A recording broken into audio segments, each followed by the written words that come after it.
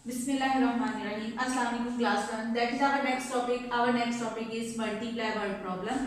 क्या आपकी ये मल्टीप्लाई की वर्ड प्रॉब्लम है. आपका ई पार्ट है जो कि मैं आपको बोर्ड पे सॉल्व करके बता रही हूँ. 5 words are on a tree. एक ट्रक के ऊपर 5 बर्ड्स बैठे हुए हैं. How many wings all together. तो आपने उन सब के विंग्स बताने हैं. ठीक है. सबसे पहले आप देखें कि कितने बर्ड्स हैं. 5 बर्ड्स हैं. तो पहले आप कॉलम में वंस और टेंस लिख लें. तो बर्ड्स कितने हैं 5. Now you will write here 5. अब उसके बाद देखें मल्टीप्लाई बाय वन बर्ड के कितने विंग्स होते हैं 2. जैसे कि आप इस पिक्चर में भी देख रहे हैं ये बर्ड्स के विंग्स हैं. WINGS wings.